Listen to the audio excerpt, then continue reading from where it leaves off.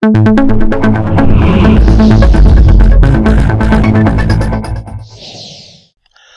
and welcome to the week ahead video with me, David Madden.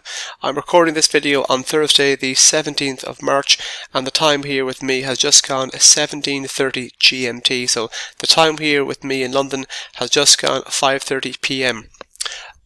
Taking a look now at the major events of the week just gone, before we get into the big events of next week, we can see here that stock markets around the world have been under pressure. Continued heightened tensions between Russia and Ukraine has put downward pressure on stock markets both in the US but also in Europe as well.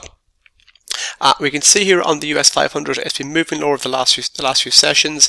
We can see here on the MACD indicator that momentum has swung from positive territory to ever so slightly being in negative territory, suggesting the bears are now ever so slightly in control. We've seen a downward move in the RSI. While the US500 continues to hold below these three simple moving averages, it's likely the recent bearish trend will continue.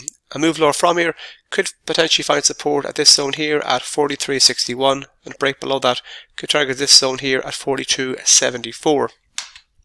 Even though the market has been moving lower in the last session or two, it's worth noting for the trend for the week has been a bit more positive. It's been moving higher broadly speaking on the week.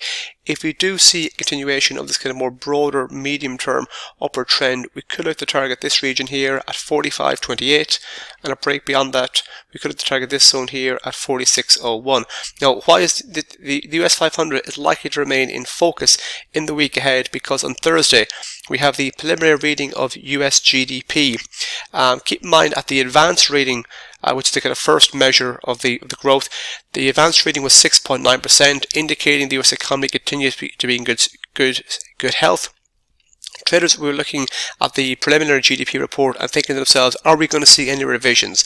And why is that important? Well, earlier this week we had the minutes from the January Federal Reserve meeting, and of course the Federal Reserve continued to express concern about high levels of inflation. They were talking about the fact that the US labour market's improving, and there continues to be chatter that the Federal Reserve are potentially going to hike interest rates several times this year.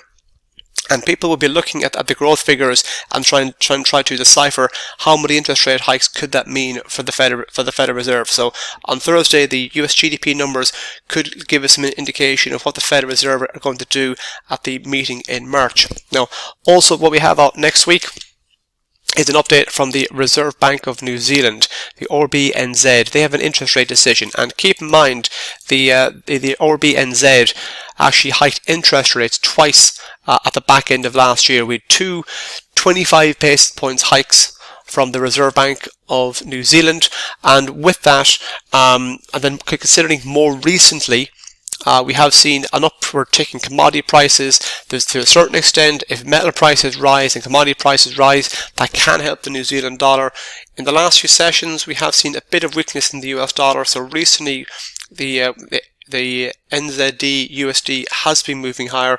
We can see here that we recently hit a level last seen in a kind of early to mid-February.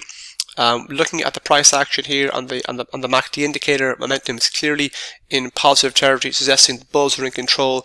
The RSI is moving higher, so that suggests the price bias is to the upside. While the currency pair continues to hold above these three simple moving averages, it's likely the recent upward trend will continue. And a move higher from here could have the target this zone here at 0.6810, and a break beyond that could see its target 0.6900. It is worth noting though, although the RSI is moving higher, it's heading towards the top end of the range, and if we do look to move higher from here, we might move into overbought territory, and should that be the case, that could be an early warning sign that the market is a bit overstretched to the upside. And if we do see any move to the downside in the NZDUSD, support could be found in this region here around 0.6591. And a break below that could target this zone here around 0.6528.